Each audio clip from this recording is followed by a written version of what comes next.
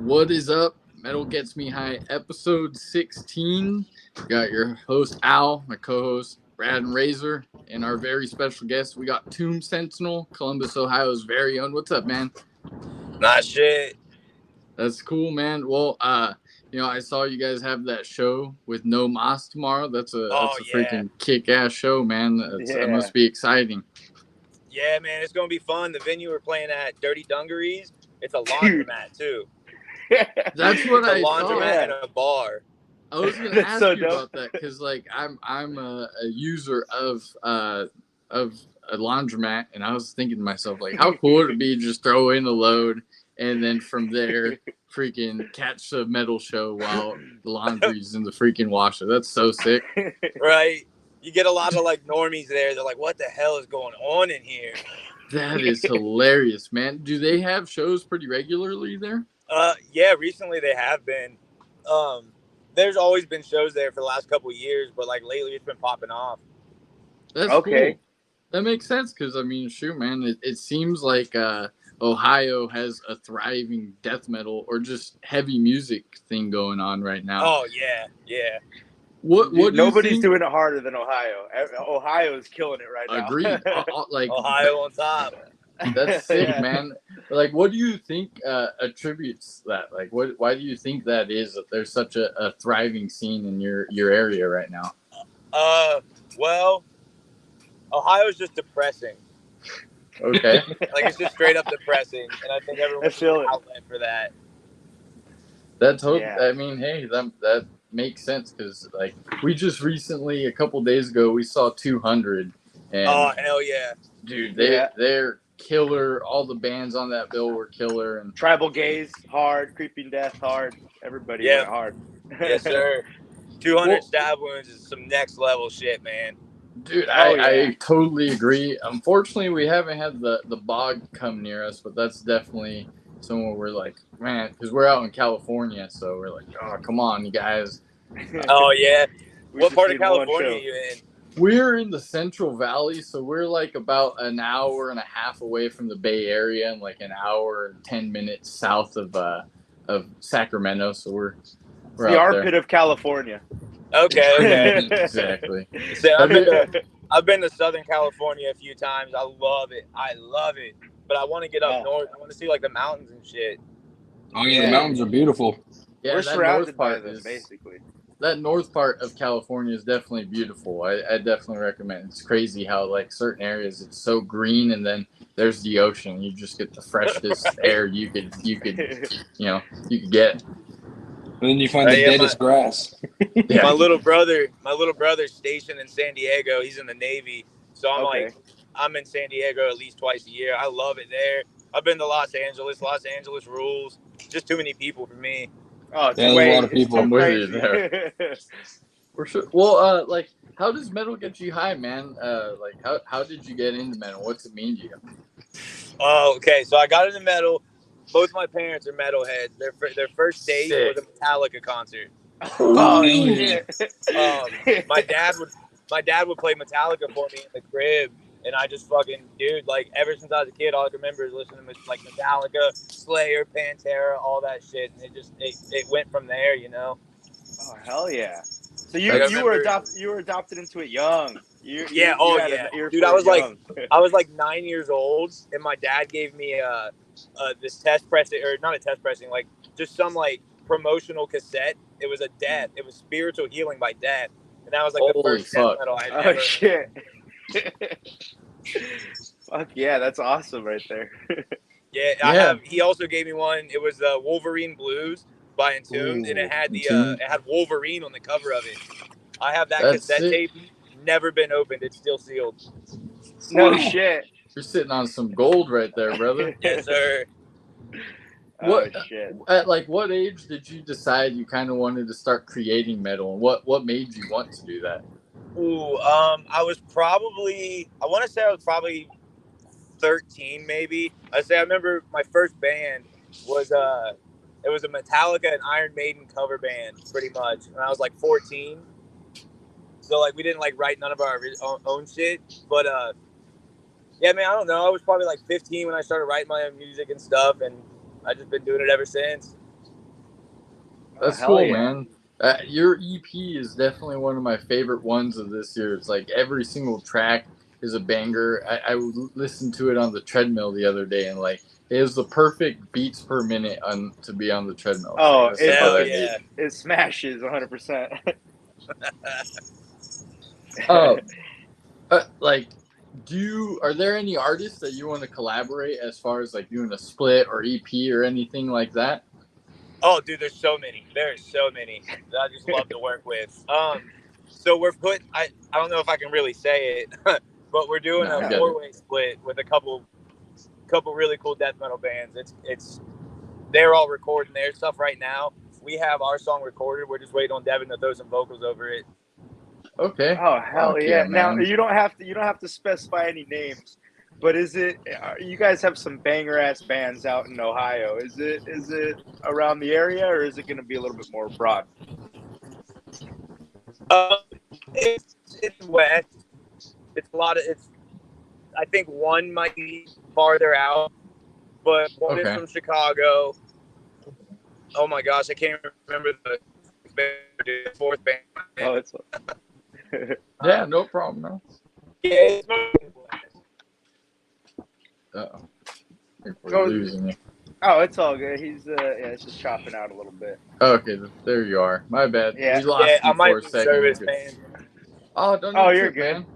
I'm driving through the fucking hills of West Virginia right now. Yeah, I was about to ask you. You're driving back. You were fishing right now, right? Yep. Hell yeah! Are you a big fisherman? Is it something you do pretty often, or it's not metal related? Dude, at least once a week. I love it. Oh hell yeah! Yeah, man. I need like something. Like I'm just a big nature guy, you know, like fishing, hunting, hiking, any of that shit. Like I just at least once a week I'm fishing. In the fall, in the winter I'm hunting. Oh hell yeah! Gotta get out. It's a good way to clear. Yeah, it's a good way to clear your head, kind of. Absolutely. Press array. Yeah, press. What do you hunt for? Say it again, Brad. What do you hunt for? Deer, turkey, coyote. Whatever, huh? Anything you can look down the barrel. Oh shit. So as far as your guys' project, I mean, obviously Devin's probably pretty busy with the bog a lot of the time. Are you guys more or less like you think a side project, or would you like to at some point tour and take something out on the road? So we're doing a tour in October, the end of October. We have one day of it booked already. It's with Sentient Horror in hell yeah. Baltimore, Maryland, I want to say. I'm pretty sure it's in Baltimore, Maryland. Yeah, I wouldn't like consider it a side project because like this is my main focus. Like I'm the only one in this band, not in another band. So like I'm always writing for it, recording for it, booking shit for it. Hell yeah! So you're sick, man. I heard a term the other day on a podcast, and they were saying how every band has a band dad. So in this case, I'm assuming that you're kind of taking that role. You're it's your main focus on it in that way. Yep. Hell yeah. And I hate having that role because I'm like irresponsible as shit. Like I'm a fucking dad. That's so cool. Shit, that's funny. I was gonna ask now with everybody else being in like a side project, how hard was it, getting everything together and recording the EP and the singles? Because I would assume it took a little bit of time because of touring and everything.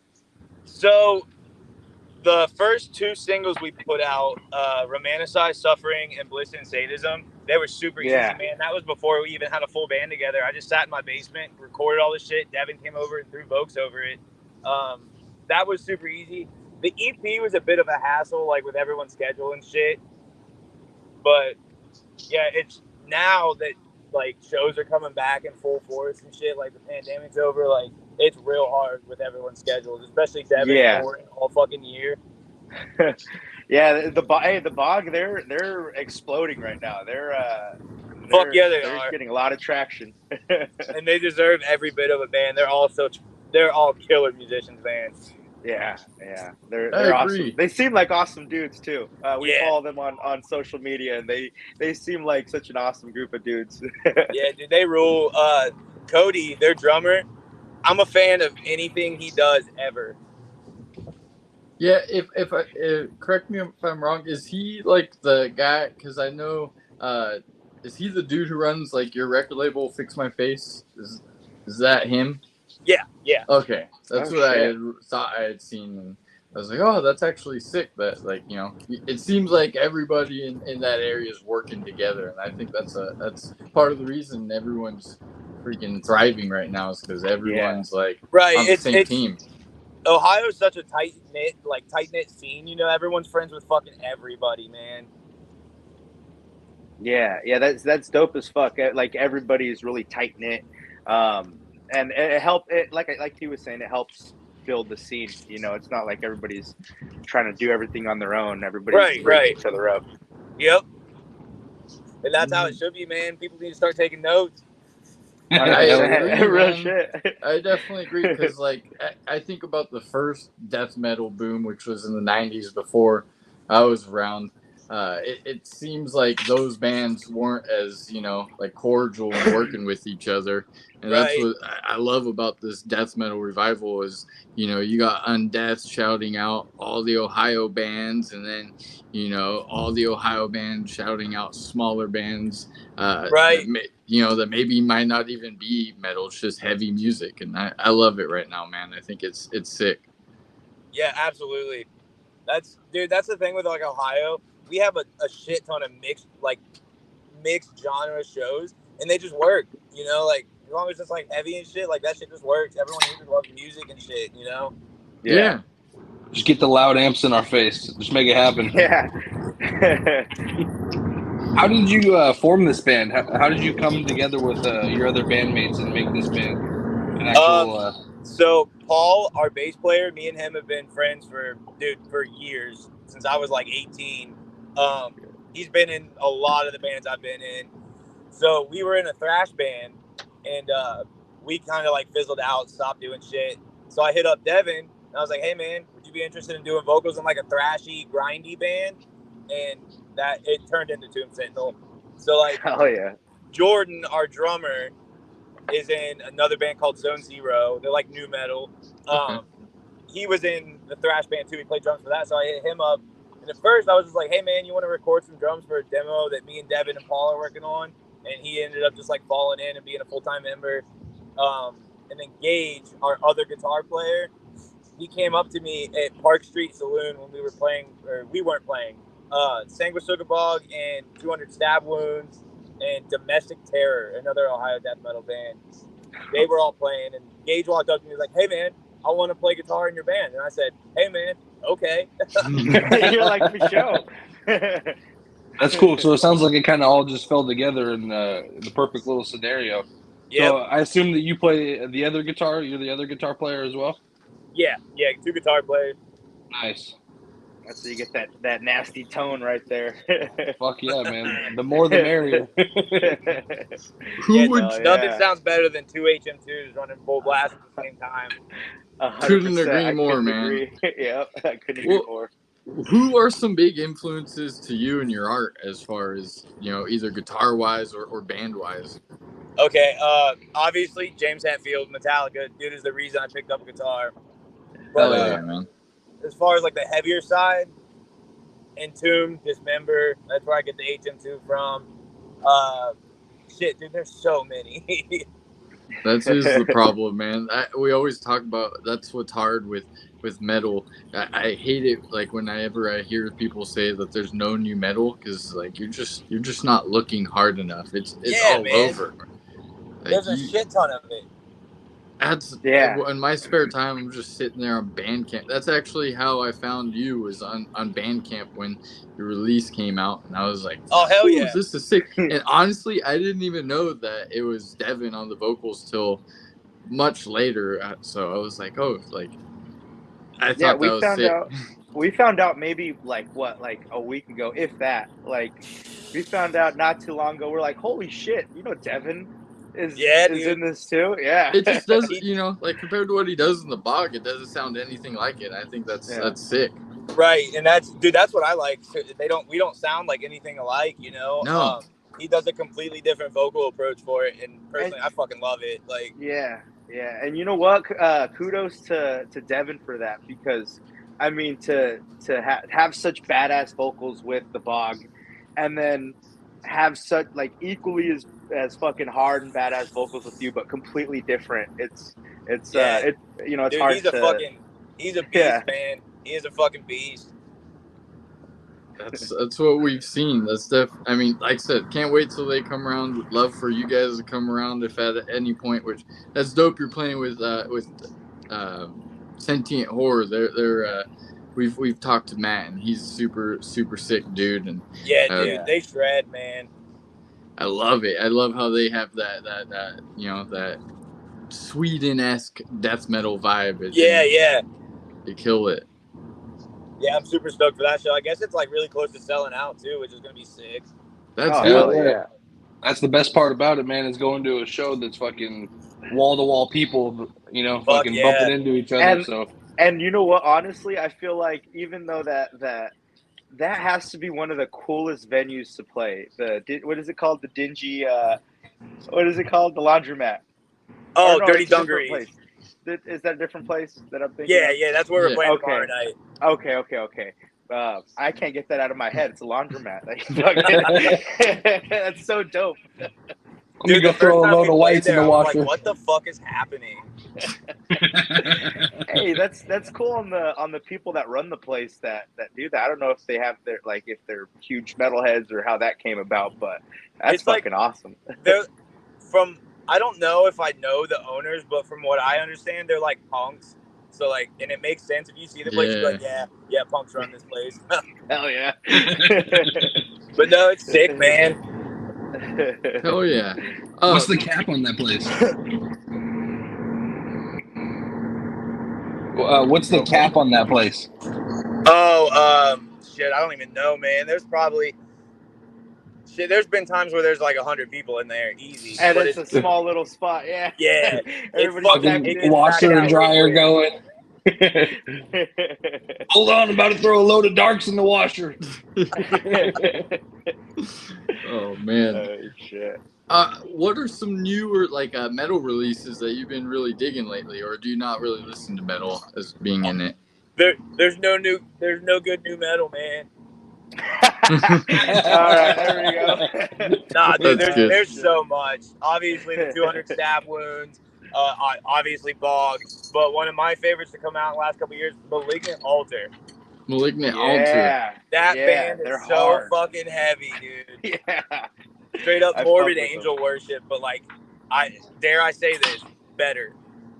Hey, hell yeah. I'm not gonna I've said dumber things. I've listened to the new Malignant Altar, and they are hard as fuck. So dude, yeah. I could second that. It's nonstop riffs, man. It never stops. Yeah. That's what everyone's in metal is there for, is the riffs, man. So I definitely get you. When you're coming up with music, how do you find yourself doing? Does it come to you, or are you more you got to sit there and kind of write? It depends. Lately, work has been super busy. It's I work in HVAC, so summer's our busy season. So by the time I get home, I'm beat the fuck down, ready to go to bed. So if I want to sit down and write, I'll have to sit down and purely focus on that. But most times, when I'm just sitting at home bullshitting, I'll get stoned as shit and then just sit down and just riff, man. I'll build off I feel you, brother. Hell yeah. The whole Perpetual Vice EP, I wrote that over the span of I want to say 2 months, just sitting in my basement getting fucking fried. That sounds so sick. So being in Ohio, is it hard getting a hold of the reefer out there? Because we're in California, it's freaking it's a luxury. So I have a med card, so I can get it at a dispensary here. It's expensive as a motherfucker though. It's way too expensive. If you have a good connect, yeah, it's easy to get, but man, everyone's so hit or miss. I'm not like from Columbus. I live like 30 minutes south of Columbus in this small hick ass town called Lancaster. So it's real rough, man. If I ever hit up someone new, I'm like, yeah, I gotta check it out before I fucking give them the money and shit. Because 9 times out of 10, it'll be some bunk ass fucking brickweed with seeds in it and shit. Some redbud. It's just a bunch of fucking stems. Yeah, dude, it's like it's 2009, bro. Like, what am I, a freshman? They're like, what are you giving me this bag of oregano for, bro? Well, if you guys ever come out to California, just know we got you on a little bit of that Cali bud. We just hooked up. We just went to like he was saying, the 200 Stab Wound show, and we've had Stephen Bull on. And as a little thank you, we got him a little gift bag. He's got like 6 pre-rolled blunts, like 2 ounces, like an ounce of weed, fucking. So we'll hook you up when you guys come out. Fuck yeah! Well, shit, I'll be there. I'll be in California, visiting my little brother at the end of September, but I'll be like south. Oh, yeah, I got you. So you'll be about a smooth 8 hours away from us. Yeah, right. California's fucking huge. It is, man. It's a crazy freaking place to be. I'll tell you that. Yeah, I haven't got to explore as much of it as I wanted. I've just got to get around like mostly the southern side. I've gone like out east, almost like Arizona and shit. It was pretty cool. I just don't like the desert because it's so fucking hot. Hot as fuck. Yeah. You would hate it where we're at because it's freaking 104. Like I think for the next week, it's terrible. But god damn, it's finally starting to cool off here. Like June through early August is normally like it'll hit 100 degrees, man, easy. But it's muggy as shit, dude. It's so humid out here. It's like you're walking into a sauna. Yeah, we lucked out on that part. It doesn't get too humid out here, but I'm currently sitting in my garage. It's 9 o'clock on Pacific Standard Time, almost, and it's still like 89 degrees in here. Damn, son. Yeah, so we got back out in the boat about 7 o'clock today, and it was still like 86, but it was humid as shit. As soon as that sun went down, though, it hit 64, and it's 62 right now. Like, I got to fucking... that feels good. I bet you it gets cold as fuck because it's humid, so it'll probably get it's like moisture in the air and it's cold. Yeah, I hate the cold, man. I can't do the cold. Yeah, dude, I live for the cold. I do too, man. It's all about the cold.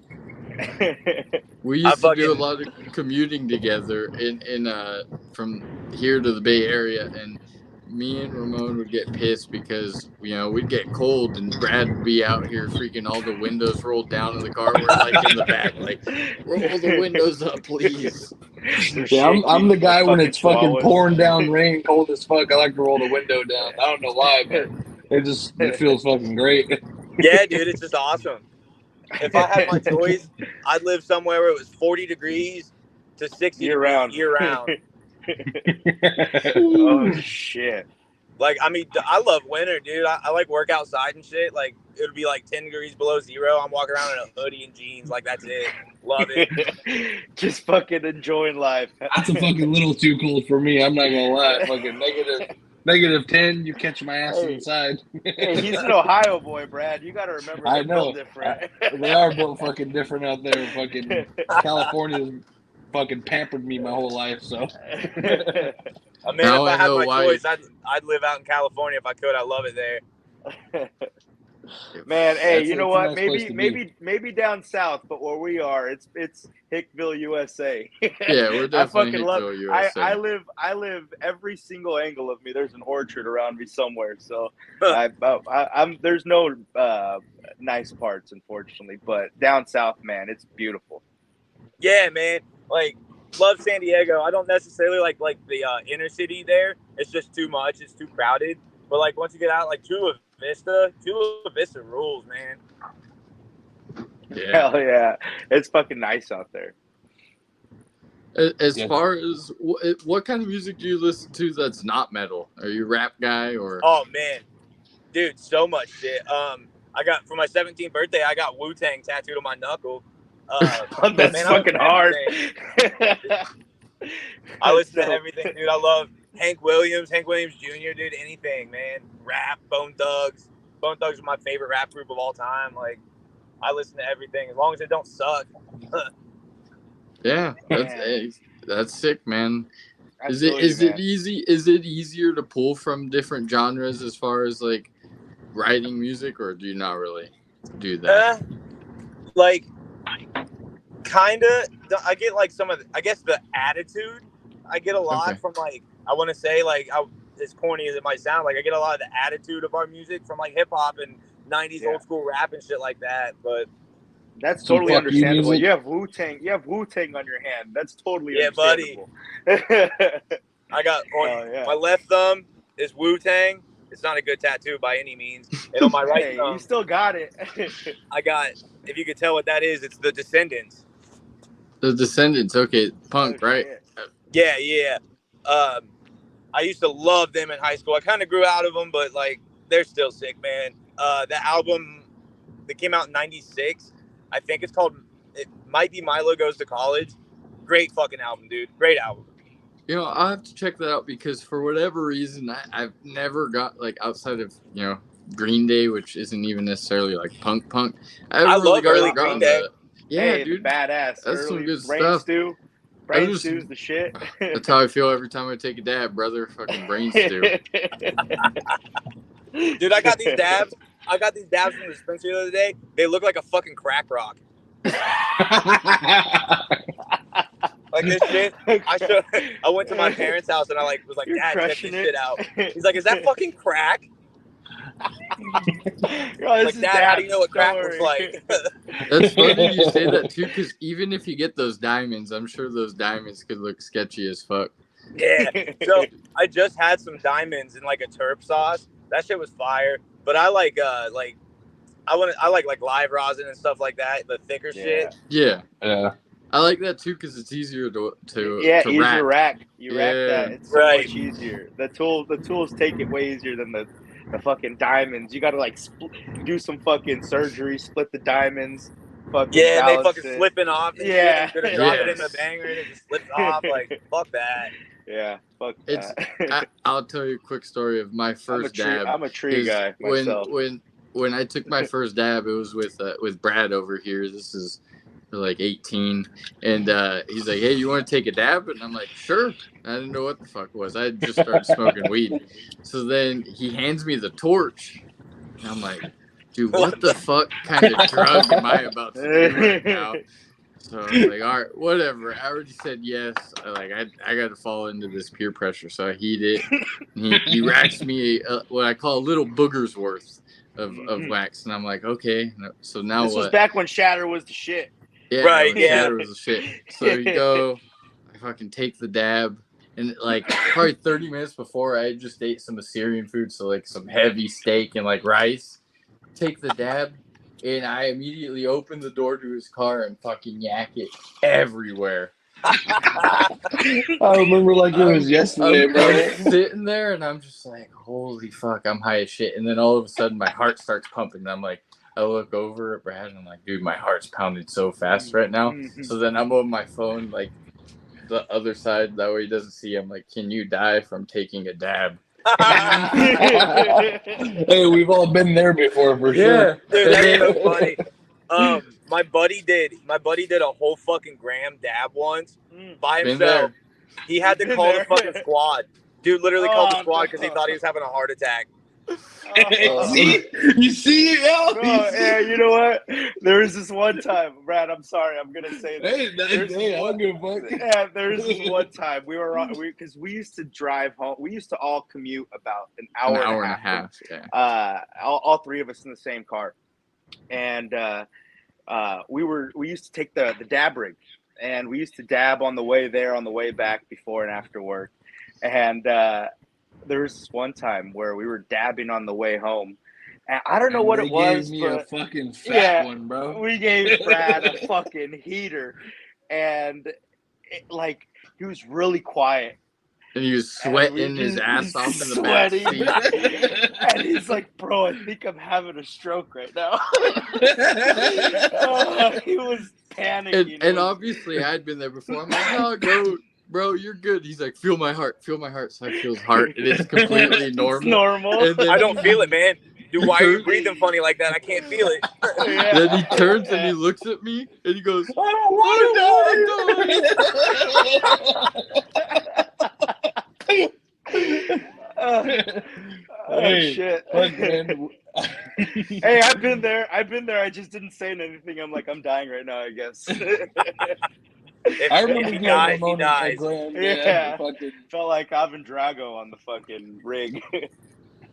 like, remember when carb caps first came out? Fucking, we used to put a fat one on the nail for razor and then fucking just cap that shit and fucking, he would just fucking, he would be dying, basically choking, fucking still hitting the fucking, the bong, and then it's just fucking pouring out of his nose, and then he's just inhale out through the nose, inhale out through the nose. Yeah, those gram dabs are no joke. That will put you down. Never gonna waste wax like that again, I'll tell you. Ever. Yeah, I better take a little one and hold it in. I can't waste wax like that here, dude. It's for like 0.8.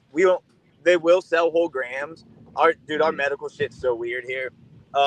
They'll sell full grams of dabs with like $160. Yeah, dude. Yeah. Oh my god. So they also sell like 0.85 for like 78 to 85. I mean, don't get me wrong, the shit's really, really, really good because it's like medicinal and shit. But like at that point, like I'm gonna go buy a fucking 8-ball and get my money's worth. Like fuck $100 for a gram of dab.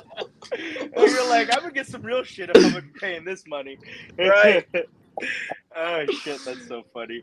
Yeah, wait, when you guys come over here, tell you, hey, you just walk into Dispensary. It's like a candy store. You just show them your ID. They say you're good. So you don't gotta show them nothing. I've only been to 2 dispensaries out there. I went to Medman. Medman was like cool, but it was like too ritzy, too high class for me. I've heard of Medman. Yeah, I've heard of them. Yeah, I went to Medman when I was in Los Angeles, and then the first one I went to when I was in Los Angeles was I can't remember the name of it. It was on fucking Crenshaw Boulevard or whatever. Crenshaw? You're in the fucking hood, bro. I walked in, I was like, I want some fucking weed. I bet you fell out of place there. It was cool, man. Like, that was the first time ever being in a dispensary. I was like, dude, this is sick. Like, I need to live here. It's like a candy shop. Not gonna lie, man. All the best shit is in Northern California, man. I love Southern California. It's a great place, but I'm not to be biased or anything, but all the best shit's in Northern California, hands down. Crazy I ain't shit been up there. I'm dying to get up there. Oh man, you fucking go across the street and you'll find fucking anywhere. You find good weed, so we're lucky with that. You make your way to the Bay Area, we'll make sure to plug you good, fucking to the right spot. Here's a question for you too. What can you tell us about the first time you got high? Hell yeah. Yeah, actually I can. All right. So I was 19. I was straight edge from the time I was like 13 to I was 19. I like discovered Half Heart and was like, yeah, I'm straight edge, dude. Fuck weed. But I grew up. And I was at a party one day and my buddy was like, hey man, you won't drink this beer. I was like, hey man, I'm not straight edge anymore. Yes, I will. So I drank the beer, started playing ping pong. Motherfucker hands me a bowl. He's like, hit this. I'm like, well, I've never done this before. He's like, yeah, I don't know. Is this crack? What is this? Right. He was like, hit the shit. I was like, okay. So I bombed this bowl. And next thing I know, I was also pretty drunk. They got me to drink 151. Like, man, those aren't friends. Those are fucking enemies. Yeah, I can feel that right here. I remember picking up their propane tank for their grill, and we were playing beer pong. I smashed their fucking beer pong table with this propane tank. It was like, I'm so fucked up right now. I probably wasn't even like drunk or high. It was all placebo. I got a question. Are you a Bills fan? You like breaking tables? I said, are you a Buffalo Bills fan? No. And fucking breaking tables over here. I'm a Browns fan. Shit. I knew it. Yeah. I fucking knew it. Hell yeah. Can't you tell, dude? Look at the hair. Can't you tell? Fuck yeah, brother. Fuck yeah. You're talking to the most ignorant Steelers fan right here. I gotta turn my light off. There's a cop up here. Hold on. You're good, brother. Do your thing. Good. Hey, you can put the phone down. We can still hear you. Fuck that cop. Hell yeah. Cop. What is it? Cop compost. Oh yeah. Turn that bitch into fertilizer. Oh, that's so sick. Shit. We'll kind of start winding it down that we can let you get to. One thing we always like to ask people in bands is like if somebody went up to you and they're like, "Hey man, what's this metal stuff?" What are you gonna show them to be like this is what metal is? Oh, dude, that's easy. Metallica. Fucking Okay. I absolutely show them Dyer's Eve from Injustice for All. Favorite album right there, that's man. a I'm fucking totally banger. with you. I could fuck with it. Yeah, that is a good pick right One there. of the hardest songs ever written. I mean, Metallica agree. got you into the biz, so I mean, why not pass it on, right? Right. No, that totally makes sense. What about you, Brad? You got a song for this week? I actually don't have a song, but based on me, Al, and Ramon were on the phone earlier, just kind of chatting about tonight, and the band Ghost, man. If you're not a metal fan, the lyrics aren't going to be overpowering, and they riff out. Honestly, Ghost is I would say, a good gateway band to kind of get you into that next level of hearing some good riffs and then wanting to hear a little bit something heavier. So I'm gonna go with just the band in general, Ghost. I can't pick a song because fuck, there's so many of them. If you don't pick Circe or Cerise, however you say it, I'm not. I wouldn't pick that song. That's not the song I would pick, but yeah, that is a great song. That's why I'm just going with the band in general because there's so many good songs that band puts out. Hell yeah, Cool. I like it. What about you, Razor Ramon? This week I'm gonna go with. So this band actually put out an album just a couple days ago, and I was listening to them, and I had to go back in their discography. I'm gonna go with Machine Head. Is there anybody out there? I'm going with that song just because it's probably out of the. I wanted to go with Locust, but to get the average fan to sit there or the average person to sit there and listen to a 7-minute song, probably gonna lose their interest. With this one, it's like 4 minutes long. It's hard, but it still has great cleans and the lyrical content is super relatable. So okay. I would I'm gonna go with Is There Anybody Out There by Machine Head. Cool. I'm gonna go with the easy cop out. I'm gonna freaking throw somebody in the deep end. Hopefully they could swim, and I'm gonna give you freaking Bleed by Meshuggah, because if that guitar, if the speed of that song doesn't make you go like, what the fuck is this? I don't know what is. And sometimes that's what you need. That's what you need with metal sometimes is like, what the fuck is this? To make you like get into it. And I can't tell you how many bands. I mean, shoot, that was 200 Stab Wounds for me, where I was like, what the fuck is this? I haven't heard some shit like this. Real shit. Nice. Well, we put all like the links to your shit in our bio, as far as your freaking Bandcamp, your Spotify. We want people to support you, check out your shit, freaking check out your show tomorrow. Hell yeah.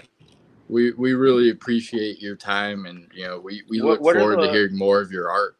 Yeah, what are your like the socials for the band? You could shout them out. It's Tomb Sentinel on Instagram. I think our drummer made us a Twitter, but I'm not on Twitter, so I don't know. Instagram, follow it. You got Tomb Sentinel Instagram. Let's go. Hell yeah. And then Brad, plug man. Hell yeah, man. Thank you, everyone, for listening. Please like and subscribe. Just trying to grow this channel, to something more, spread the metal love. Also, listen to me and Al coming up soon on the upcoming NFL season. Crooks and Books podcast on Spotify. And, yeah, man, we're looking forward to sports betting podcast, everybody. Yes, sports betting. If you want to make a little cheese on the side, just come through. Give it a spin. Free picks every week. And I'm sorry, but the Browns, man. Hopefully Deshaun can get in there soon for you guys. Oh, dude, don't get me wrong, I don't got high hopes for the Browns. It's just it's an Ohio thing. Hell yeah. Hell yeah. That's a real fan right there. Well, cool deal, man. And we thank you for your time. We really appreciate it. Yeah, thank you so much, man. Thanks for having me, dude. I love doing shit like this. This was awesome. Hell yeah, brother. Well, yeah, have a good night and get home safe. Go ahead and shred that guitar tomorrow night, man. Fucking put out for everyone. Hell yeah. All right. Later, you guys. All right, see brother. y'all. Take it easy. Peace.